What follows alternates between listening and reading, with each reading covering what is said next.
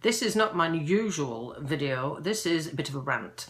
It's not something I normally do, but I've been reading an article in today's paper which really does rile me. It says that a local business owner who had $50,000 of funding from the government to help set up a business is now a bit upset that 3 years in they're pulling the funding. Now, I'm not being funny, but I know that running your own business is hard. I can tell you that because I've done it.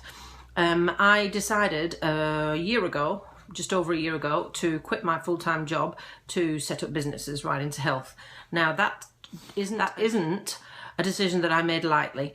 I had to really think hard about it and all the risks associated with that. I was actually making myself redundant, but in order to set up a business you need to be available full-time to be able to do that properly. You can't do it whilst doing something else as well. I have tried that too.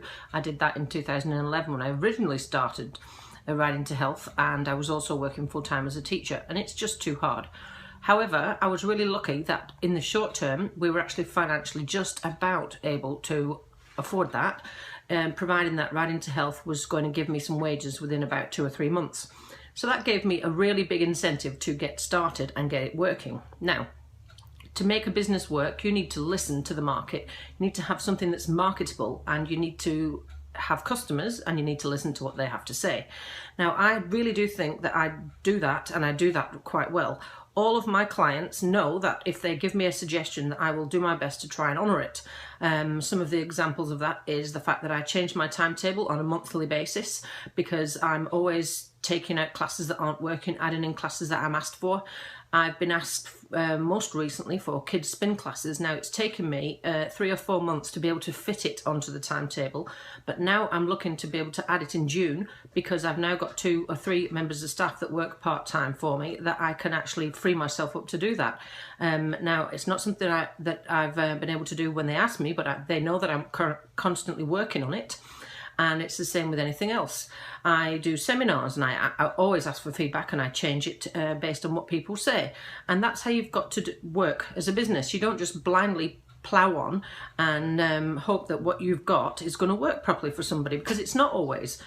So this woman here, she has had 50 grand of funding. She had $10,000 to set up.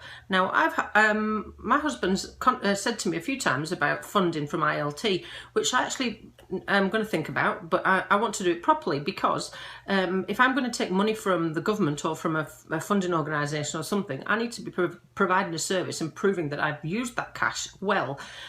So the next thing that I've got a couple of other ideas up my sleeve that I'm going to work on and see if I can get those started, and it's something that I feel really passionate about based on my background. That's all I'm going to say at this stage. So then she's had she had support from WINS, which gave her unemployment benefit the entire time. Well, gosh, wouldn't that be nice? I've had to make Right Into Health pay me a wage since week 8, and I've got to be fair with you, my wage is less than the minimum wage, which makes us quite broke, but it's a thing that I'm passionate about and that I'm working hard on. I've got lots of really understanding and very, very supportive clients, which means I can it makes it worthwhile for me, and I'm going to keep on working because I know that I can make it work and grow and all that sort of thing. And I've now got staff, which I can just about afford. I wanted to up my wages, but my accountant won't let me because I've got to do some more business growth proof before I do that. But I mean, I can't believe she's had so much funding and so much support, and she's now complaining 3 years later because she might have to shut her shop because they won't keep supporting her. Well, I'm sorry, love, but if your shop isn't drawing a profit for you, then perhaps you're in the wrong business.